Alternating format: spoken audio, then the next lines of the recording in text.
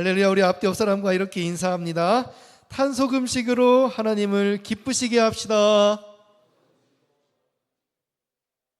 네, 오늘은 마가복음 11장 말씀을 통해서 하나님이 기뻐하시는 신앙생활이란 제목으로 하나님 말씀을 전하겠습니다. 오늘 드디어 사순절 첫 번째 주일입니다. 우리 이번 주부터 수요일부터 사순절 40일 캠페인을 하고 있죠. 이 사순절은 예수님께서 공생의 3년의 사역을 시작하기 전에 광야에서 40일간 금식한 것들을 우리가 기억하여서 기념하는 절기입니다. 그래서 우리도 이 부활절을 준비하면서 그 고난에 동참하고자 주일을 뺀 40일을 거룩하게 보내는 거예요. 많은 교회들이 사순절 기간에 금식을 하기도 하고 성경을 읽고 쓰면서 십자가 사건을 묵상하기도 합니다. 그래서 우리는 예수님의 고난에 동참하자는 의미로 이 땅에 오신 목적을 생각하며 한 끼 금식과 탄소 금식 캠페인을 진행하고 있습니다. 우리 교회에서는 특별히 한 끼 금식 캠페인을 하고 있죠. 그래서 여러분 주일의 실천 사항에 보면은 한 끼 금식하고 선교원금 하기가 있었어요.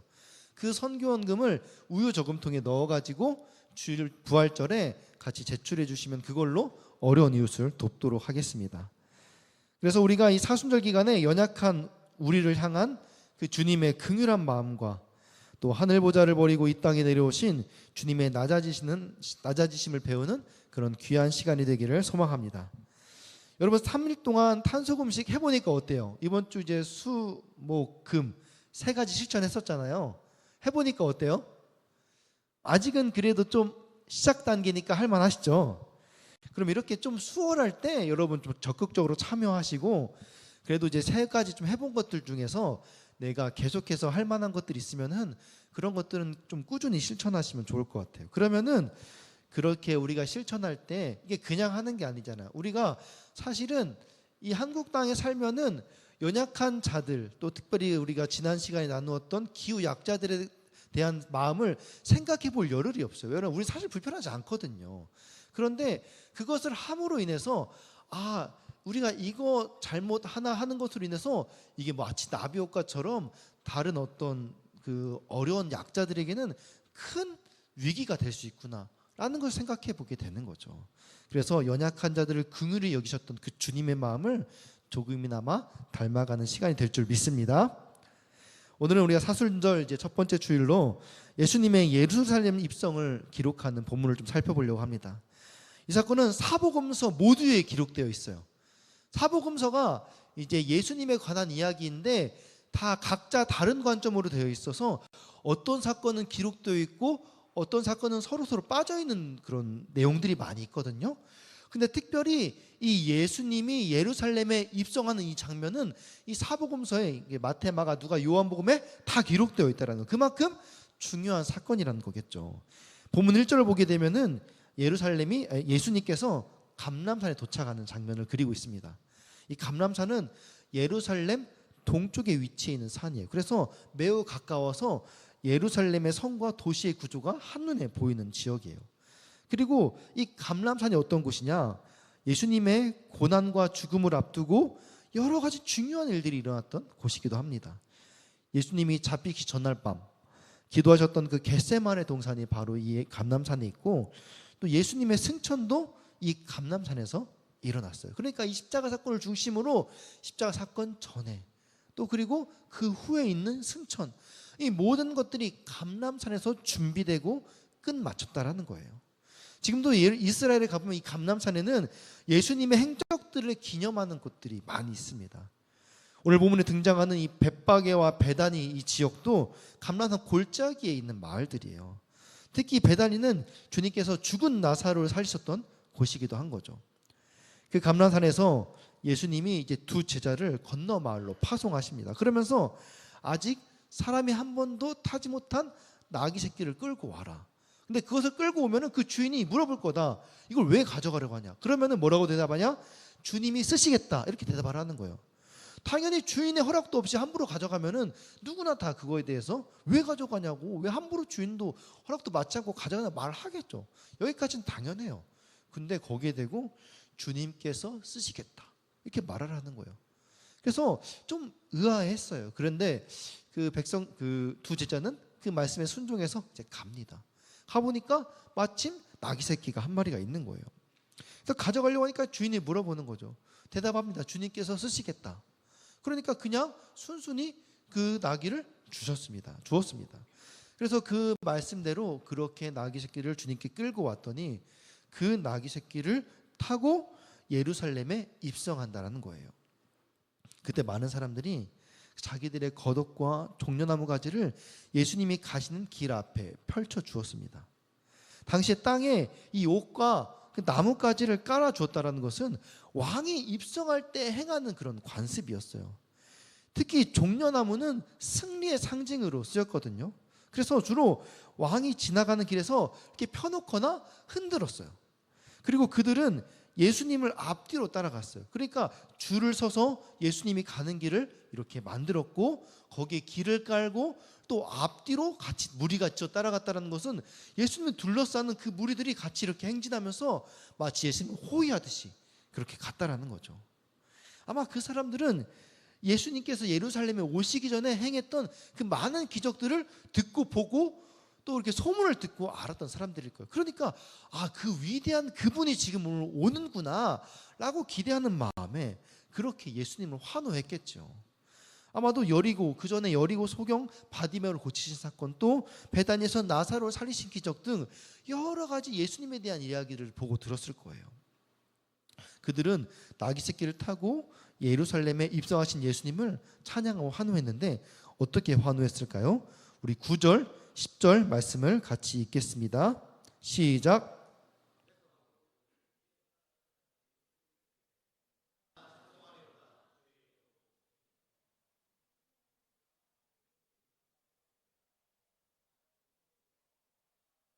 아멘. 호산나가 무슨 뜻일까요? 호산나는 구원하소서라는 뜻이에요. 그러니까 예수님 당시에 마치 우리가 막 교회에서도 할렐루야 많이 하잖아요. 주님을 찬양합시다 이렇게 외치듯이 그 당시에는 이 호산나가 어떤 이런 기쁨과 환호와 축제 때 많이 쓰였어요. 근데 호산나가 무슨 뜻이냐? 구원하소서라는 뜻이에요. 근데 왜 구원하소서 이런 걸 왜 외쳤을까요? 그 당시에 로마 압제에 있었기 때문에 마치 우리가 지금 우리는 통일을 계속 물론 지금은 그렇게 많이 외치지 않지만은 우리의 영원한 소원 통일 이렇게 구호처럼 외치듯이 그 당시에 가장 바랬던 건 뭐냐면은 독립이에요. 독립. 우리를 정치적 이런 군사적 압제로부터 우리를 구원하소서, 우리를 독립시켜 주소서 하면서 어떤 기쁨의 장소가 있으면은 그것을 늘 염두에 두고 호산나, 호산나 이렇게 외쳤다라는 거예요. 그리고 주의 이름으로 오시는 이여라는 말도 시편 118편 26절에서 인용한 말인데 이 말은 그 당시 하나님께서 예언하신 그 메시아, 그러니까는 주의 이름으로 오시는 이여, 하나님께서 우리에게 보내주시기로 한 그 메시아 구원자, 그분을 이렇게 늘 찬양했다라는 거예요. 또 다윗의 나라라고 또 환호를 지르는데 이 말은 하나님께서 우리에게 보내주신 그 메시아가 다윗의 자손으로 오실 것이다. 그래서 그 메시아가 우리 과거에 이스라엘이 다윗 때에 그렇게 부강했던 것처럼 다윗의 나라로, 다윗의 자손이 다윗의 나라로 그렇게 와서 우리를 부강시켜 줄 것이다. 우리를 구원하실 것이다. 이런 승리의 염원을 담아서 선포했다라는 거예요. 그래서 호산나 주의 이름으로 오시는 이여, 이 다윗의 나라 계속 외치면서 그렇게 주님을 찬양했다라는 것이에요. 그것은 그들이 예수님을 그들이 바라던 메시아로 인정했다는 것을 우리는 알 수 있습니다. 우리가 오늘 이 본문의 내용을 깊이 있게 이해하고 적용하기 위해서는 먼저 좀 두 가지 살펴볼 것이 있는데, 첫째는 왜 예수님께서 그렇게 공개적으로 예루살렘에 입성했을까라는 거예요. 예수님은 이전에도 많은 기적들을 행하셨지만은 그것을 비밀로 하길 원했어요. 왜냐하면 사람들이 자신을 왕으로 삼으려는 것을 미리 아셨기 때문이에요. 예수님은 군중들이 자신을 왕으로 삼으려는 것을 무척이나 꺼려했어요. 그러니까는 왕으로 삼으려고 하면은 도망 다녔던 거예요. 그런데 이제 와서 예수님이 공개적으로 왕의 모습을 하고 예루살렘으로 입성하는 것입니다.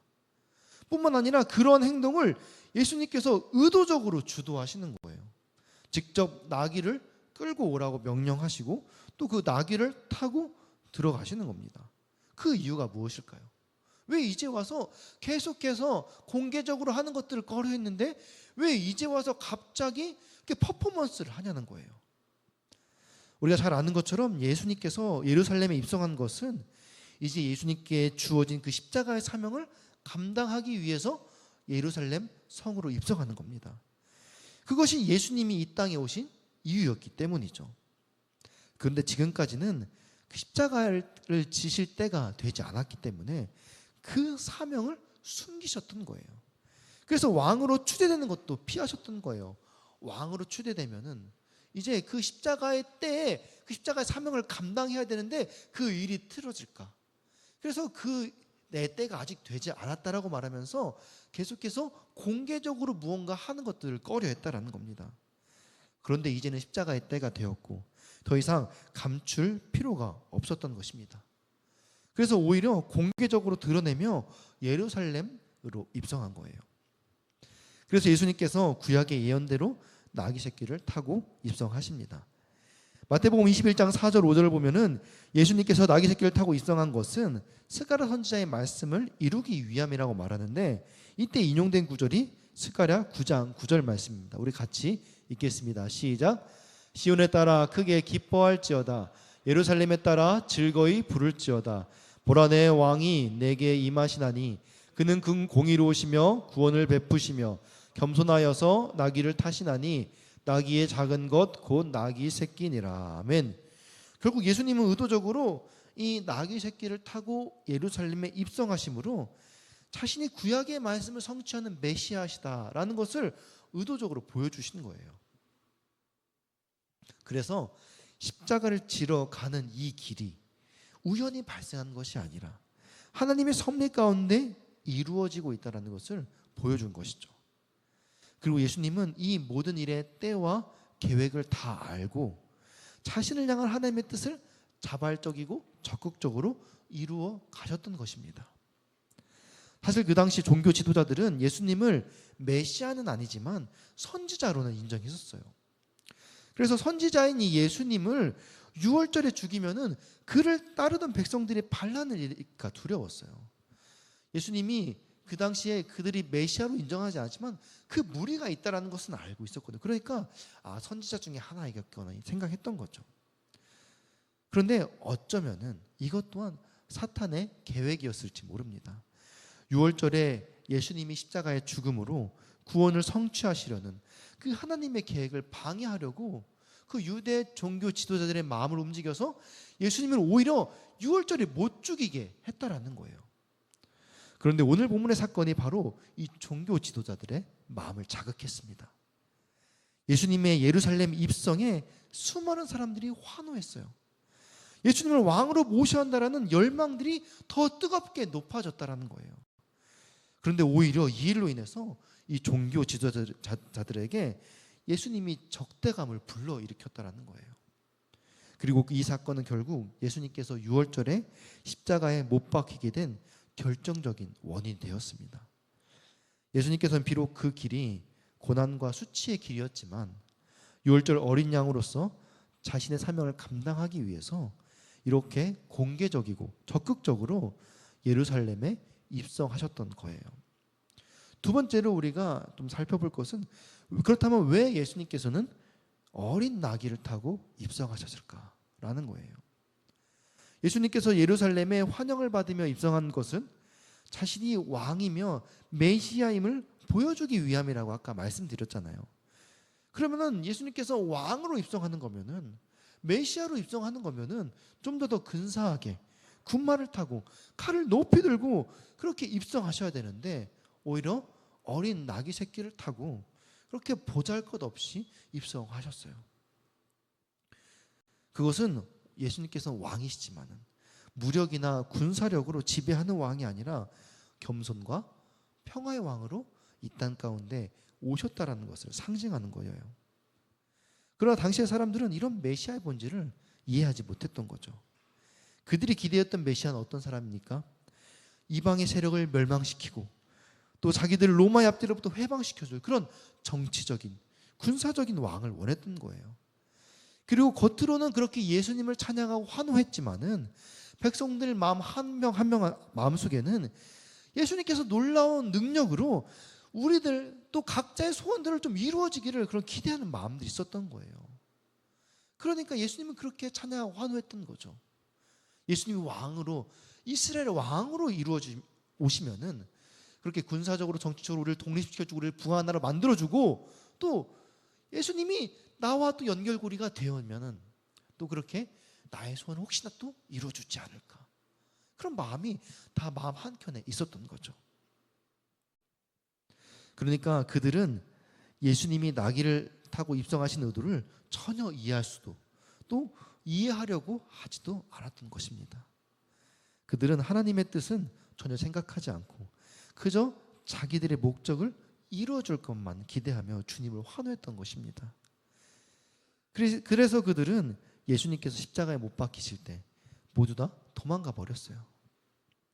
그렇게 옷을 깔고 환호하며 예수님을 맞이한 사람들 중에는 예수님을 못 박으라고 소리친 사람도 있었습니다. 결국 그들의 열정과 환호는 헛되고 무의미한 것이었죠. 당시 예수님을 따르면서 열정적으로 환호한 사람들의 가장 큰 문제가 무엇입니까? 그것은 그들이 예수님이 누구인지, 예수님의 의도와 목적이 무엇인지 그것을 전혀 모르고 주님을 따랐다는 것입니다. 그래서 결국 결정적인 순간에 그렇게 주님을 배반하고 다 도망쳐 버린 거예요. 여러분, 예를 들어서 어떤 정말 선한 목적을 가진 CEO가 회사를 창업했다라고 생각해 보세요.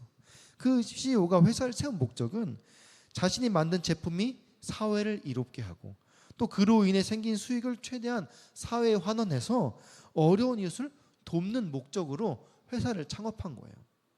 이런 좋은 목적과 가치에 많은 사람들이 반응했고 이 회사는 점점 커지기 시작했습니다. 직원들도 많아졌어요. 그런데 이 회사가 점점 더 알려지고 회사가 커지는데 그 직원들 사이에 불만이 생기기 시작한 거예요. 그것은 바로 회사가 성장하면서 이 수익률이 점점 더 높아지는데 그에 반해서 직원들의 월급은 그만큼 오르지 않는다는 거예요. 오히려 그 수익률이 높아지면 높아질수록 제품의 질을 높이는 개발비와 어려운 이웃을 돕는 사회활동비의 지출을 더 높이는 겁니다. 직원들은 대표가 자기들의 수고를 알아주지 않는다면서 그의 리더십을 의심하기 시작했습니다. 결국 몇몇은 회사의 기밀을 경쟁사에 넘겨요. 그리고 대표의 결정에 공개적으로 반대하며 그를 배신했습니다. 그런데 우리 삶에도 이와 비슷한 문제들이 많이 있지 않습니까?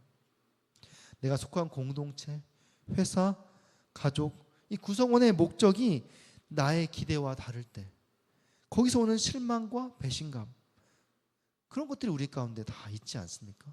그럼 무엇이 문제일까요? 내가 문제입니까? 내가 속한 공동체가 문제입니까? 어떤 사람은 예수님을 4대 성인의 한 사람으로, 또 어떤 사람은 우리 삶의 문제를 해결하는 분으로, 또 어떤 사람은 예수님을 사회 개혁가로 생각합니다. 사실 그러한 부분도 맞는 부분이에요. 실제로 그렇습니다. 예수님만큼 인류에 지대한 영향을 끼친 사람은 없죠. 많은 기적을 행하셨고 수많은 사람의 병을 고치고 또 그 위대한 가르침이 우리 사회의 수많은 공헌들, 수많은 변화들을 가져와 줬어요. 그래서 예수님이 가르쳐준 그 복음이 들어가는 곳마다 노예제도가 해방되고 여성에 대한 인식이 변해서 여성의 권리와 선거권이 인정되고 신분이 상승되고 또 올바른 결혼제도가 정착되고 인류의 복지가 증진되고 수많은 좋은 일들이 일어났어요. 그러니까 예수님 어떻게 보면 사회개혁가예요. 놀라운 기적을 행한 거고 우리 삶의 변화를 가져다 준 분이에요. 그런데 이런 평가의 가장 큰 문제는 무엇이냐? 이렇게 놀라운 역사를 일으킨 예수님을 하나님의 아들, 구원자로는 인정하지 않는다는 거예요. 사람들은 그저 예수님을 역사적으로 위대한 인물로 인정하지만은 그분이 하나님 자신이었다는 것은, 그 사실은 믿지 못하는 것입니다. 더 놀라운 사실은 교회에서 열심히 봉사하는 성도들 가운데서도 예수님이 나의 구원자 되심을 믿지 못하면서 봉사하는 분들도 많이 계세요. 그들이 예수님을 구원자로 믿지 못한 이유가 무엇일까요? 그들의 믿음의 근거를 다른 데서 찾기 때문입니다. 불신자들은 오히려 예수님의 기적을 보면서 물론 예수님이 뭐 인류의 스승일 수 있겠다. 그 예수님이 뭐 구원자일 수 있겠다. 그럴 수도 있다라고 믿는 사람도 있어요. 그러나 나의 구원자로는 믿지 않는 거예요. 그냥 기독교라는 종교가 믿는 신 정도로 생각하는 거죠. 그들이 나의 하나님으로 믿지 못하는 것은 그 믿음의 근거를 예수님의 기적, 병고침, 가르침 등 예수님의 행위에서 찾기 때문입니다. 성도들 중에서 진정으로 나의 하나님으로 고백하지 못하는 그 이유가 뭘까요? 그들의 문제점 바로 이 믿음의 근거를 그동안 내가 해왔던 신앙생활, 경건훈련, 또 내 과거의 그 가족들이 예수를 믿어서 그동안 모태신앙으로 살아왔기 때문에 거기서 나의 믿음을 발견하기 때문에 자신의 환경에서 그 믿음을 찾기 때문에 결국 끝끝내 내가 믿음이 있는 줄 알았는데 결국 그 믿음의 그 근거가 거기에 있었다라는 거예요. 그래서 결국 진짜 내 신앙을 뒤져보니까 내 신앙 가운데 내가 하나님을, 예수님을 나의 구원자로 믿지 않고 있었다라는 거예요. 중요한 것은 그래서 자신의 삶이 흔들리면은 신앙도 같이 흔들리게 되는 겁니다. 내가 그동안 해왔던 신앙생활, 나의 경건 훈련, 가족들 이것들이 무너지면은 내 믿음도 같이 무너지는 거예요. 그래서 중요한 것은 우리의 믿음의 근거가 어디에 있느냐, 그것을 제대로 발견하는 것입니다. 우리의 믿음의 근거는 오직 예수님의 십자가의 죽음과 부활, 그거 하나뿐인 줄 믿습니다. 부활은 역사상 예수님의 신성을 가장 확실하게 증명하는 근거입니다. 주님의 부활에 관해 객관적으로 연구하고 조사한 사람들은 누구나 이 예수님의 부활이 객관적으로 분명한 역사적 사실임을 인정합니다. 그런데 만약에 이 주님의 부활이 없었다면은 어떻게 되었을까요? 예수님은 그저 그냥 미치광이로 판명되었을 거예요. 그리고 인류 최악의 신성 모독죄를 저지르다가 죽음을 당한 이단 사이비 교주에 불과했을 것입니다. 그런데 예수님께서 부활하셔서 자신이 하나님이심을 보여주셨고 그의 십자가가 하나님의 구원 방법임을 확실하게 증명하신 거예요. 그래서 유명한 변증학자 C.S. 루이스는 예수님의 신성에 대해서, 예수님의 십자가와 부활에 대해서 이렇게 말했습니다. 우리 한번 같이 읽겠습니다. 시작. 예수님은 미치광이가 아니면 하나님이시다. 정상적인 사람은 예수님을 위대한 도덕적 스승으로 여기고 따를 수 없다. 예수님은 그런 선택의 여지가 없도록 하셨다. 맞습니다. 이 예수님 말씀과 사역의 독특성이라는 것은 우리가 예수님을 위대한 스승이나 위대한 인간이나 스승으로 따르는 것을 불가능하게 만든다라는 거예요. 예수님의 말씀과 사역을 하나하나 살펴보면은 인간으로서 도저히 불가능한 일들을 많이 행하셨기도 하지만은 그것이 이 십자가의 사명과 부활을 염두에 두지 않고는 절대 해석되지 않는 일들이 너무나도 많기 때문에 그 예수님을 정말 철저히 분석한 사람들은 정말 그 예수님이 스승이나 인류의 어떤 그 스승이나 어떤 위대한 업적을 이룬 인간으로 절대 볼 수가 없다라는 거예요. 예수님이 이미 많은 증거들을 통해서 우리가 그분을 하나님으로 인정하지 않을 수 없도록 수많은 장치와 계획들을 섭리해 두셨습니다. 그러면도 우리가 예수님을 나의 구원자로 인정하지 못하고 나를 향한 놀라운 구원 계획을 발견하지 못한다는 것은 우리 안에 하나님을 향한 다른 기대가 있기 때문은 아닐까요? 혹시 나의 신앙생활 안에 잘못된 기대와 방향으로 나의 열정과 섬김을 쏟고 있는 것은 아닌지 우리가 한 번쯤 돌아보아야 한다는 것입니다. 우리가 주님의 열정이라고 말하면서 나의 이름과 만족, 나의 목적을 위한 열정에 사로잡혀 있는 것은 아닌지, 그래서 자기의 만족이 이루어지지 않거나 삶에 어려움이 생기면은 열정도 쉽게 사라져 버리는 것입니다. 하나님이 기뻐하시는 열정은 하나님의 뜻을 깨닫고 그 뜻을 이루기 위한 열정이에요.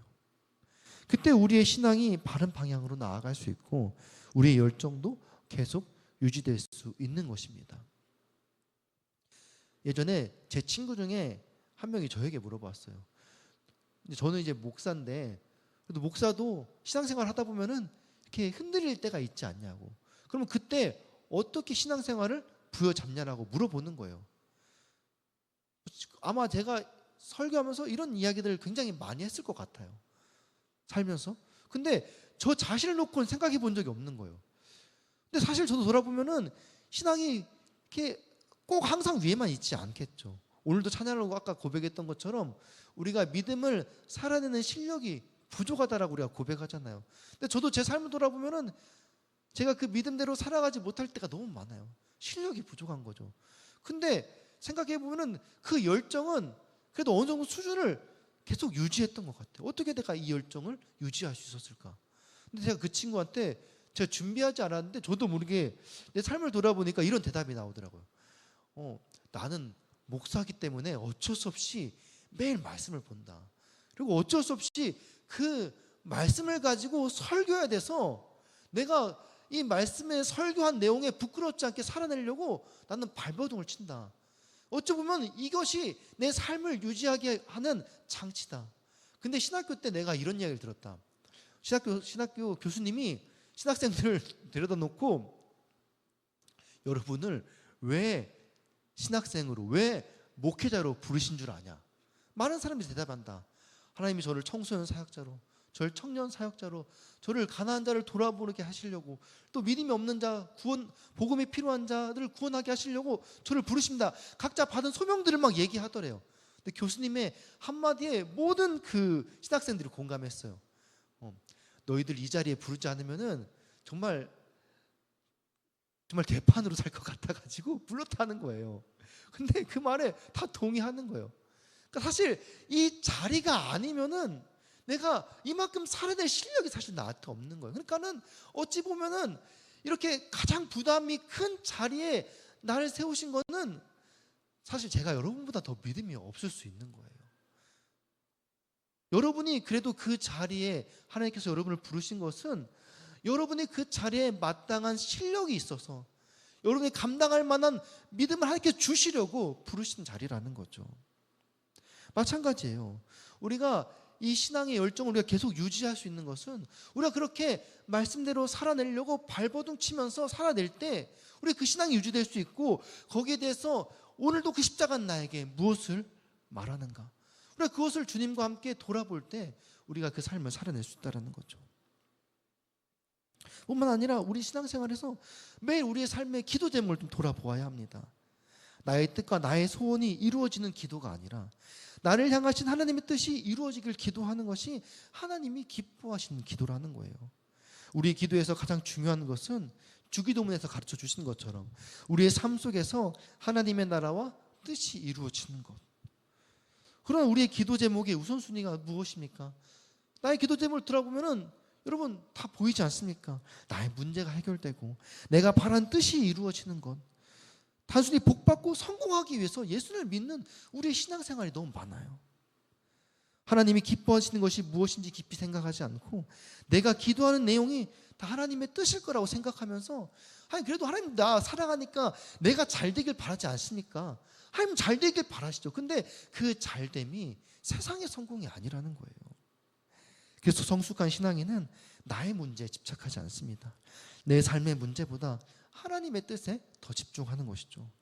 나의 소원이 이루어지지 않아도 주님의 뜻을 위해 내가 고난을 당하고 수치를 당해도 하나님께서 영광 받으시고 나의 뜻이 이루어지는 것이라면 그것 때문에 기뻐할 수 있는 것입니다. 그것 때문에 감사할 수 있는 것입니다.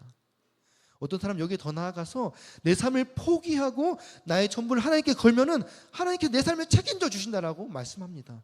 물론 맞는 말이에요. 그런데 우린 좀 더 깊이 생각해서 그럼 하나님이 책임져 주신 삶이 무엇이냐는 거예요. 내가 하나님의 뜻을 이루도록 내가 최선을 다해 헌신했으니까 이제 하나님 차례입니다. 하나님도 내 뜻을 위해서 최선을 다해 도와주십시오.